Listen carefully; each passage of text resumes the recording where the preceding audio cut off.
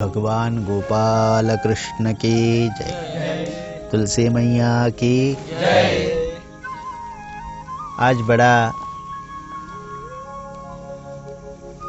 उत्सव, शादी का उत्सव,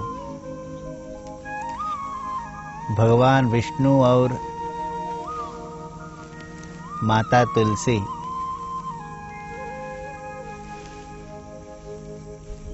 आज इनका विवाह शुभ समय पर सुसंपन्न हो रहा है। वैसे तो ये सामान्य लोगों के लिए शादी ही है, क्योंकि इसके बाद लोग शादी करना शुरू कर देते हैं। मुहूर्त जो है वो आज के बाद शुरू हो जाते हैं। तो ये जो तुलसी विवाह है, हम लोगों को समझना चाहिए, हिंदू लोगों को समझना चाहिए कि क्या चल रहा है। ये तुलसी तो एक वनस्पति है, इसकी शादी कैसे हो सकती है?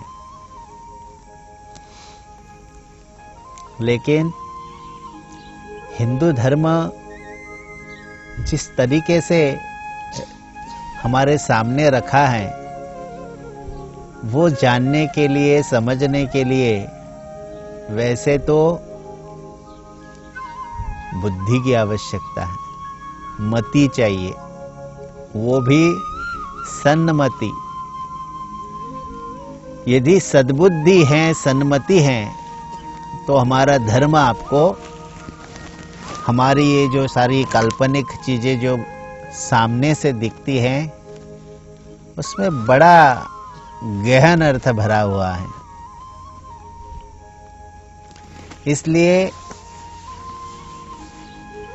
मनुष्य जीवन को समृद्ध करने वाला ये सारा तत्वज्ञान हमारे सामने ऐसे रूप में प्रकाशित किया हुआ है, प्रकाशमान किया हुआ है, हमारे सामने ऐसे साकार किया हुआ है, ताकि सामान्य से सामान्य व्यक्ति भी इस गहन तत्वज्ञान से जुड़ जाए।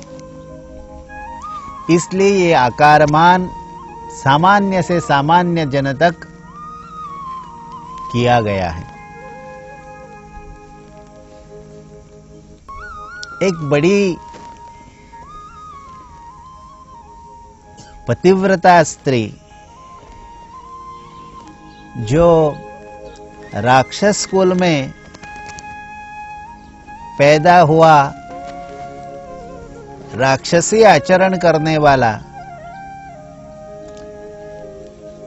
मनुष्य की मति बिगड़ जाती है कई बार। सारे जन्म से ही बुरे नहीं होते।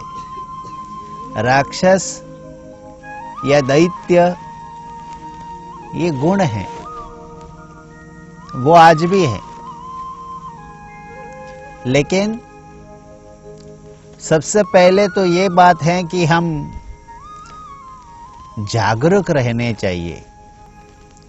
यदि हम जागरूक नहीं हैं, तो हमारे ऊपर कोई जवाबदारी जो है, रिस्पॉन्सिबिलिटी हम नहीं ले पाएंगे।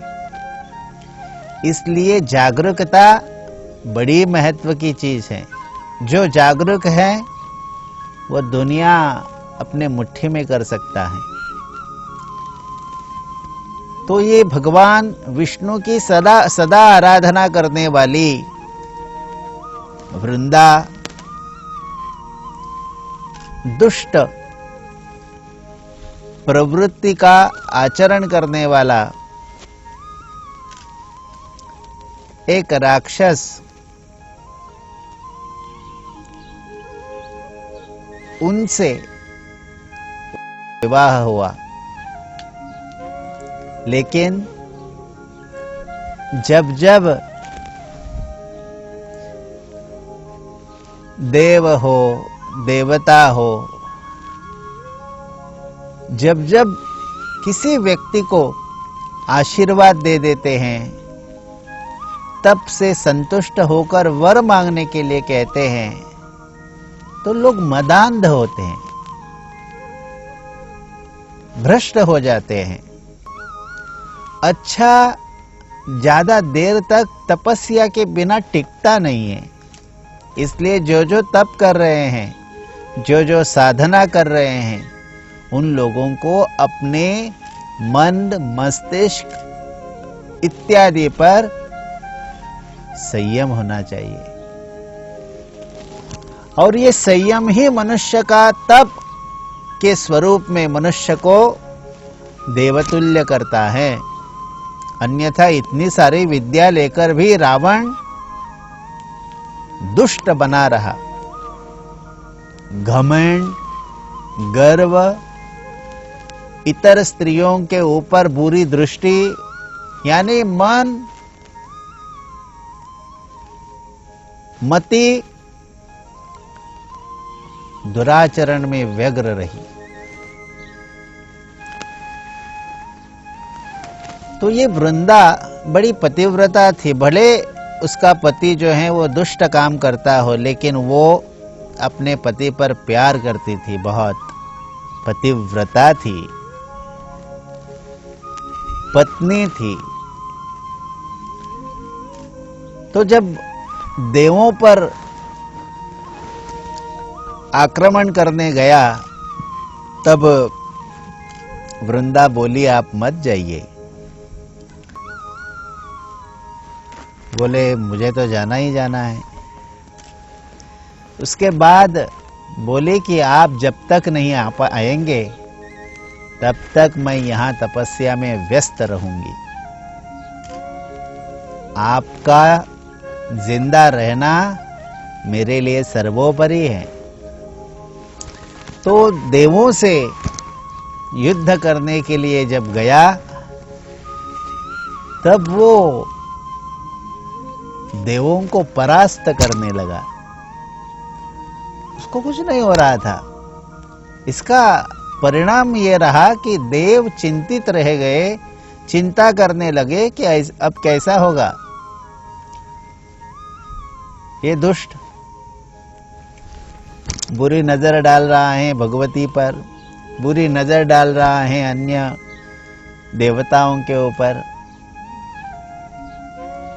तो बाद में देवों को ही भगवान विष्णु के पास जाना पड़ा और बोलने लगे कि त्राता आप ही हैं, आपके बिना कोई त्राता नहीं हमारे लिए। उसके बाद विष्णु ने सोचा कुछ तो करना चाहिए, नहीं तो ये मदांध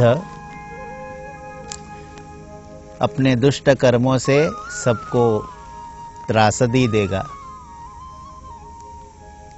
छल से, कपट से या कैसे भी कर धर्म को टिकाना चाहिए। धर्म सबसे महत्वपूर्ण बात है। और यही काम विष्णु ने किया।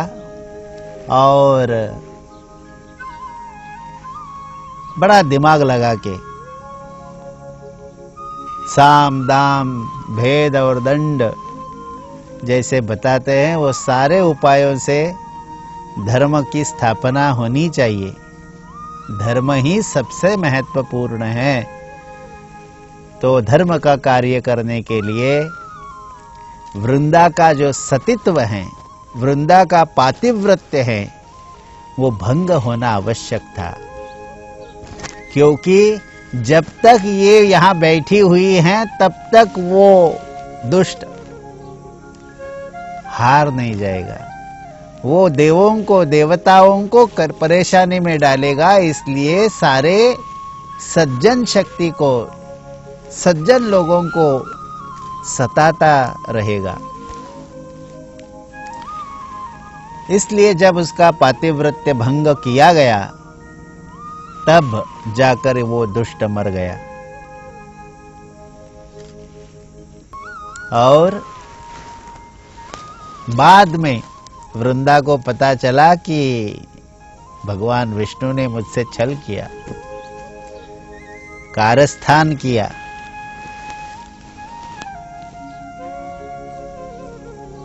तो वृंदा पतिव्रता थी। पतिव्रता ने श्राप दिया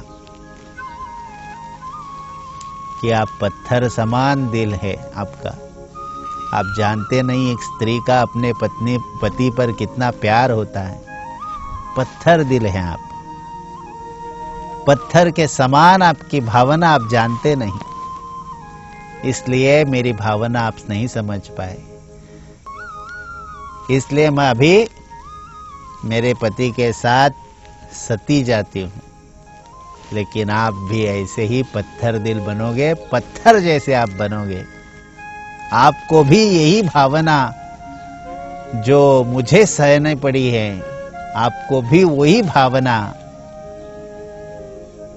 सहनी पड़ेगी। आपको भी अपनी पत्नी, मुझे जैसे अपने पति का विरह सह नहीं जा रहा है, वैसे आपको भी अपने पत्नी का विरह सह नहीं हो पाएगा। इसलिए आपको मैं ऐसा शाप देती हूँ कि आप भी मेरी जैसी भावनाओं का स्मरण करने के लिए आपको भी वही जन्म मिले जो आज मुझे मिला। तब जाकर भगवान ने कहा ये सब लीला है, आगे ऐसा ही होगा। बाद में वो सती गई अपने पति के साथ, और सती जाने के बाद उसी राख से तुलसी माता का जन्म हुआ। आज हमारे सारे दुनिया भर के लोगों को जरूर लगता है कि ये क्या चल रहा है। एक स्त्री, असामान्य स्त्री, अपने तप के बल, अपनी तपस्या के ताकत से अपने पति की रक्षा कर सकती हैं। ये संभव है? यही तो ये स्टोरी बताना चाहती है। हमारे पास बहुत ताकत है, हमारे पास बल, मानसिक बल, शारीरिक बल बहुत, लेकिन हम कभी इसका उपयोग नहीं करते। हम जल्दी ही हार मान जाते हैं। हमें कलियुग के लोगों को लगता है कि चलो ये मेरे से नहीं होगा, हो गया जो हो गया सो हो गया, ऐसी हमारी मति चलती है। इसलिए तपस्या भी आज के जमाने के लोग ढंग से नहीं कर पाते। लेकिन जरूरी है, संसार हमें इतनी घोर अंधकार की ओर ले जा रहा है, उस वक्त हम यदि तप में नहीं रहेंगे, हम यदि साधना नहीं करेंगे, हम भगवत पूजन अर्चन नहीं करेंगे, यज्ञ याग नहीं करेंगे, सज्जन शक्ति जो है वो उसके बिना नहीं टिक पाएगी। ये वृंदा या तुलसी की कथा हमें बताती है कि पतिव्रता में बड़ा सामर्थ्य होता है। इतना प्यार करे अपने पत्नी पर, इतना प्यार करे अपने पति पर, इतना प्यार करे कि मेरा प्यार ही तप बन जाए, मेरा प्यार ही तपस्या बन जाए। सामने वाला व्यक्ति जो कर रहा है उस पर मेरा तप न रखे।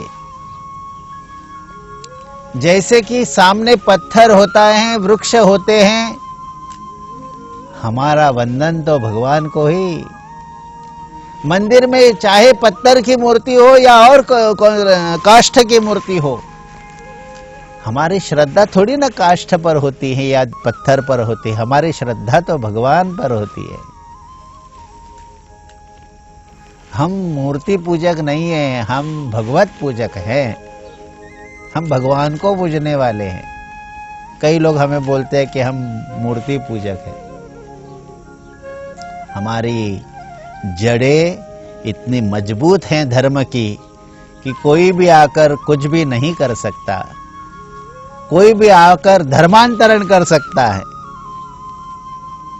यानी क्या कर सकता है कि अपने पूजा पद्धति में हमें समेटने की कोशिश कर सकता है।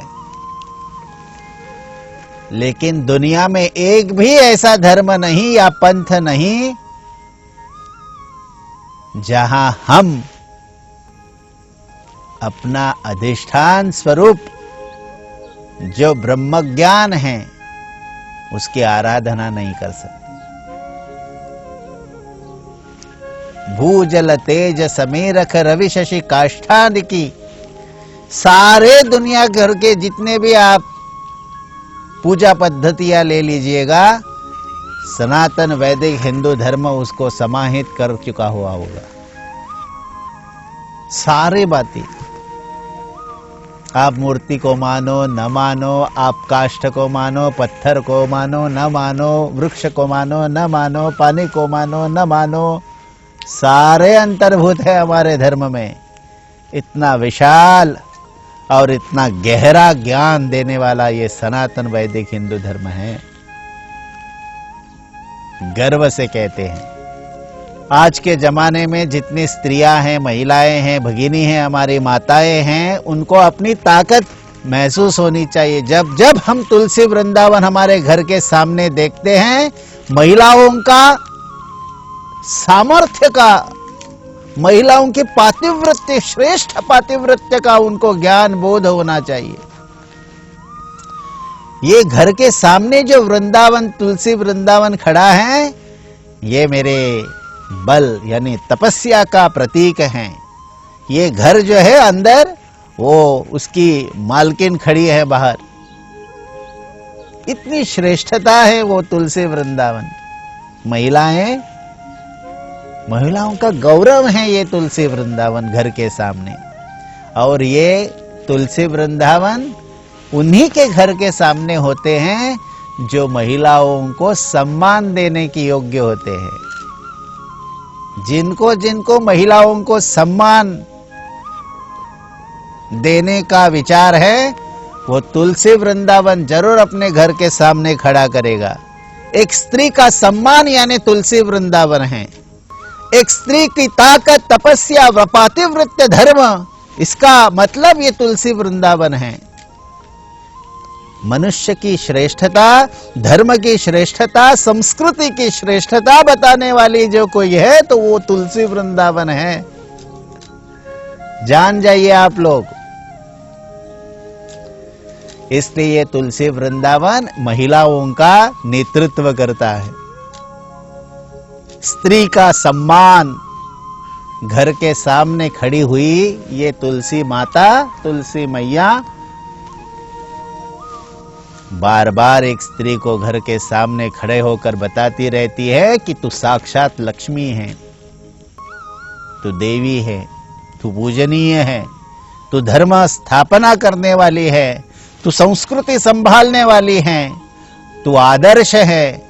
दुनिया भर कितने भी पुरुष आगे जाए, लेकिन संभालने का काम, उत्पत्ति का काम विष्णु स्वरूपा तुलसी माता को ही करना पड़ेगा। यही सैद्धांतिक क्षण जो है वो ये कार्यक्रम, ये जो उत्सव है तुलसी विवाह का बताता है। मुझे लगता है हमारे सारे अभी जो नई पीढ़ी आ रही है उनको ये बातें जरूर मालूम होनी चाहिए। ऐसे ही तुलसी विवाह नहीं है जिसकी तुलना ही आप नहीं कर पाएंगे किसी से भी, इसका नाम है तुलसी। और स्त्री उसका प्रतीक है। आप तुलना नहीं कर पाएंगे। आप एक माता को देखिए, अपने बच्चों के लिए क्या कुछ नहीं करती हैं वो, सामर्थ्य है। अपने पिता के घर से बाहर जब निकली तो पति को इतना अपने आप में समाहित करती हैं, वो भावना आप समझ लीजिए कि कोई पुरुष दूर का, हमें मालूम भी नहीं है, अपने घर का नहीं है, उसको भी अपनाती हैं। ये भाव यानी विचार ही इतना श्रेष्ठ है, वो बस स्त्री कर सकती है। त्याग की मूर्ति, सहकार्य की मूर्ति, अपनेपन की मूर्ति, वात्सल्य की मूर्ति, इतने सारे गुण महिलाओं में भरे पड़े हैं। इसीलिए वो सर्वश्रेष्ठ है। तुलसी माता हमें बताती है।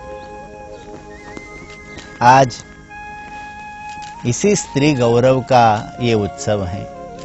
तुलसी विवाह यानी महिलाओं का गौरव, स्त्री गौरव, मातृत्व का गौरव।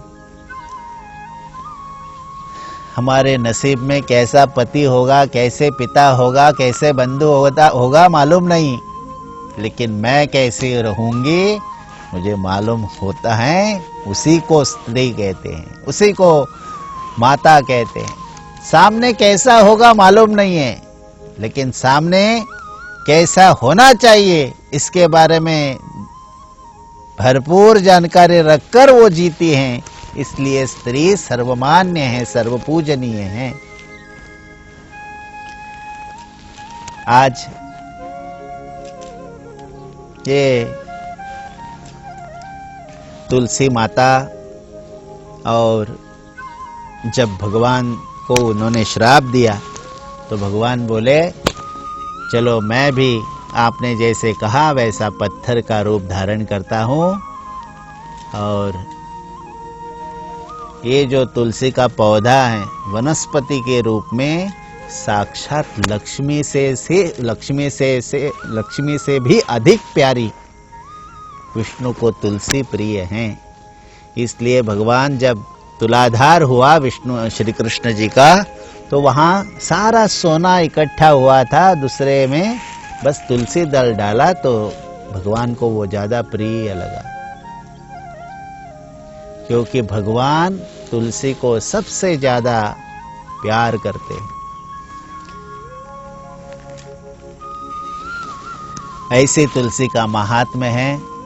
और तुलसी हमारे देवगण जितने भी हैं, सनातन वैदिक हिंदू धर्म के जितने भी लोग हैं, भले वो फ्लैट में रहे या घर में रहे या मकान और कौसा है झोपड़ी में रहे, उनके घर के सामने तुलसी वृंदावन जरूर होना चाहिए। यही तो हमारा निशान है कि हम स्त्री गौरव करने वाले हैं, हम स्त्रियों को सम्मान देने वाले हैं। एक सन्यासी भी बस अपनी माता को वंदन कर सकता है, बाकी किसी को भी सम्मान नमस्कार वंदन करने को उनको आज्ञा नहीं है। इतना महात्म्य है हमारे धर्म में। तो ये जो आज तुलसी विवाह सुसंपन्न हो रहा हर घर, तो जो भी मकान बनाता है, घर बनाता है, उसके सामने ये तुलसी वृंदावन जरूर होगा। इसी को हम समझ सकते हैं कि ये आदर्श सनातन वैदिक हिंदू धर्मियों का घर है।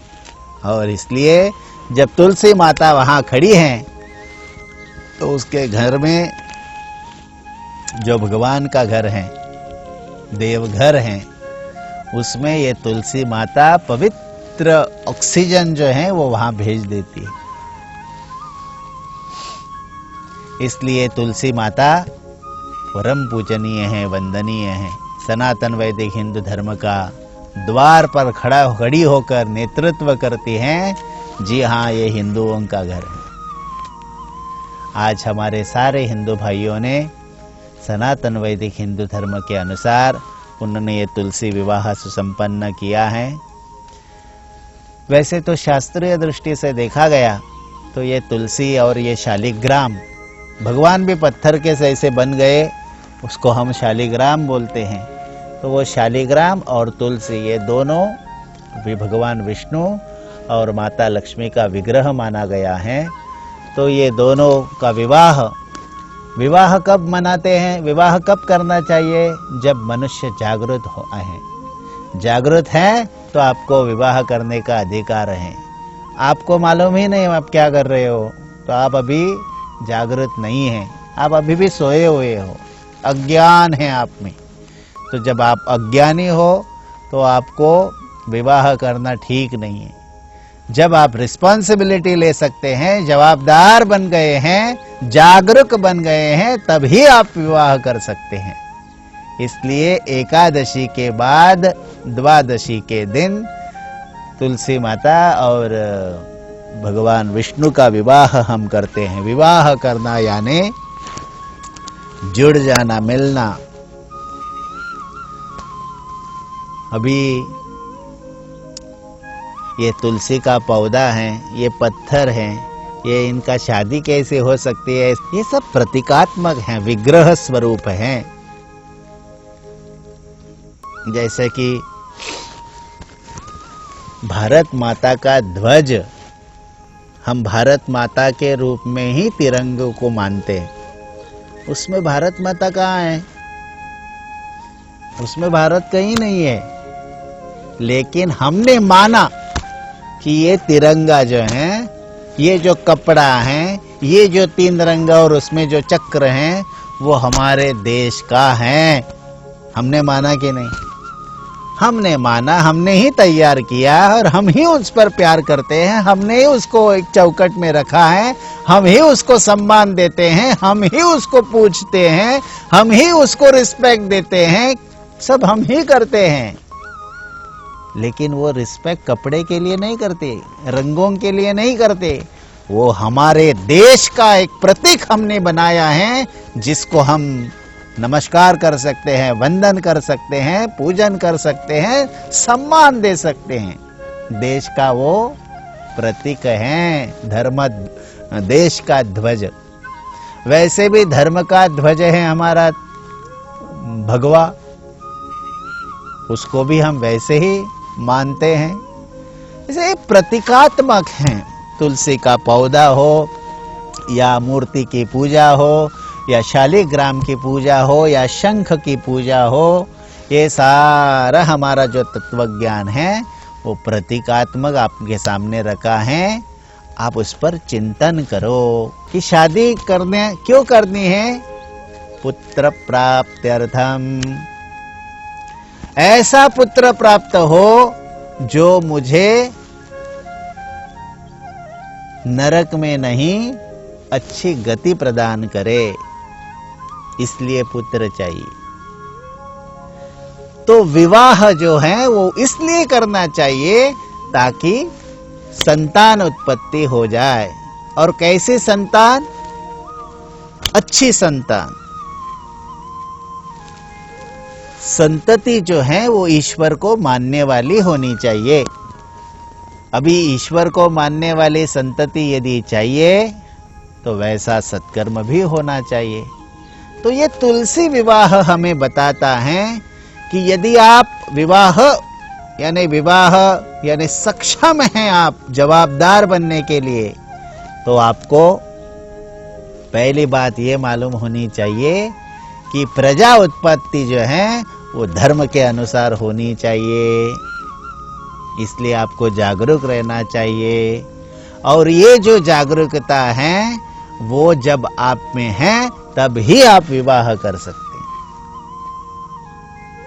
इसलिए आपको हम बताएं कि इसमें एक थोड़ा सा शारीरिक साइंस भी छुपा हुआ है, जो विवाह उत्सव के रूप में यहाँ बताया गया है।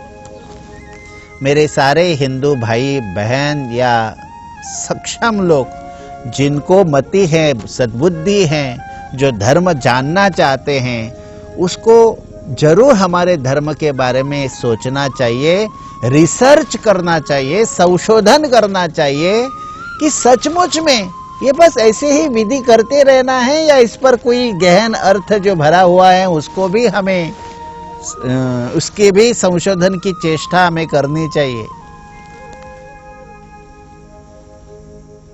प्रजा उत्पत्ति के लिए ये तुलसी का वृक्ष या तुलसी ये वनस्पति बड़े काम की चीज है। इसलिए महिला हो या पुरुष हो, उसको अच्छी तरह से अच्छी यानी धर्म के अनुसार यदि विवाह करना है, संतान को जन्म देना है, तो इसमें भी ये बड़ा काम करती है। आगे जाकर हमारा धर्म जब हमें समझता है तो हमें ये भी बात समझनी चाहिए कि ये तुलसी इतनी पवित्र हैं, इतनी पुनीत करती हैं कि कोई अभी मरने वाला है तो उसके भी मुंह में ये तुलसी दल रखकर पानी पिलाते हैं ताकि उसको वैकुंठ मिल जाए, अच्छी गति मिल जाए। इतनी पवित्र एक वनस्पति हो सकती है? जी हाँ, इसका गुणधर्म ही इतना श्रेष्ठ बताए क्योंकि ये साक्षात पतिव्रता थी। इसके तप हैं, इसलिए इसको इतना बड़ा महत्व हमारे धर्म ने दिया है। मरते समय भी इसका यदि सेवन हुआ तो मुक्ति मिलती है, वैकुंठ मिलता है, ईश्वर के यानी भगवान विष्णु के साथ जन्म मिलता है। तो ये बड़ा सौभाग्य है तुलसी ये वनस्पति का। और ये वनस्पति भगवान ने ये भी कहा है कि जब जब मुझे कुछ कोई देगा तो तुलसी दल सहित देना चाहिए, चाहे भोजन हो, प्रसाद हो या और कुछ हो। मुझे यदि कोई कुछ दे रहा है तो तुलसी सहित देगा तो ही मुझे पावन होगा, नहीं तो वो मैं नहीं स्वीकार करूंगा। इसलिए हर बार तुलसी का उपयोग पूजा में करते हैं। तुलसी नहीं तो प्रसाद नहीं, अर्पण ही नहीं होता, भगवान लेते ही नहीं। चाहे जो हो जाए, भगवान को तुलसी इतनी प्रिय, प्राण प्रिय है कि तुलसी औषधि गुण से सुसंपन्न है और तुलसी भगवान को प्रिय है। यानी शास्त्रीय दृष्टिया, साइंस से भी तुलसी काम की चीज है, श्रेष्ठ है। भक्ति से भी भगवान की प्रीति के कारण वो बहुत ही श्रेष्ठ है। और सबसे महत्वपूर्ण सामाजिक दृष्टिकोण से भी तुलसी बड़ा संदेश देने वाली श्रेष्ठ देवता है। तो समाज जीवन में नारी का सम्मान, सुपुत्र की प्राप्ति, सुपुत्र कैसा होना चाहिए, इसके बारे में समाज शास्त्र में तुलसी हमें बहुत बड़ा संदेश देती है। भक्ति कैसी होनी चाहिए, तपस्या कैसी करनी चाहिए, उसका उत्तम उदाहरण तुलसी मैया है। और साथ ही साथ भगवान ने इसको अपनाया, वो उसके त्याग के लिए, उसके तप के लिए। तो हमें भी ये गुण सारे जो हैं वो आत्मसात करने की आवश्यकता है। यहाँ हम सब लोगों ने, जितने भी लोग हिंदू हैं, वो सारे तुलसी विवाह मनाते हैं। आज आप सब लोगों को शालिग्राम और तुलसी का विवाह यहाँ हमारे वैदिक बटुओं ने सुसंपन्न किया हुआ आप लोगों ने देखा। ऐसे ही आज से अभी विवाह शुरू हो जाएंगे, तो आज से मुहूर्त भी प्राप्त हो जाएंगे। और भगवान ये जो सारी सृष्टि हैं वो सज्जन लोगों की बनाएं और महिलाओं का सम्मान सदा रहे। और सबसे महत्वपूर्ण सनातन वैदिक हिंदू धर्म का जो छुपा हुआ गहन अर्थ है वो सारे दुनिया को पता चले, इसके लिए हमें ही तपस्या करनी चाहिए, हमें ही इस पर विचार करना चाहिए, हमें ही इस पर चिंतन करना है। हमें यानी हिंदुओं को इस पर चिंतन करने की आवश्यकता है।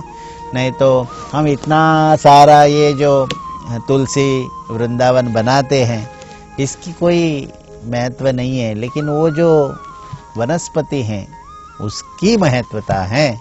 तो इस तुलसी के पौधे को हम जरूर अपने घर के सामने लगाएं, उसको हमारे जीवन में उपयोगिता में लाए और उसका ससम्मान ध्यान करें और भगवान को सुप्रसन्न करें। यही संदेश देते हुए आप सब लोगों को बहुत बहुत आशीर्वाद। भगवान विष्णु, राधा और दामोदर आप सब लोगों को सुख, आनंद और अपनी सांसारिक कामना परिपूर्ण करे, यही भगवान के श्री चरणों में प्रार्थना करते हैं। आप सब लोगों को बहुत बहुत आशीर्वाद, प्यार भरा जय सच्चिदानंद।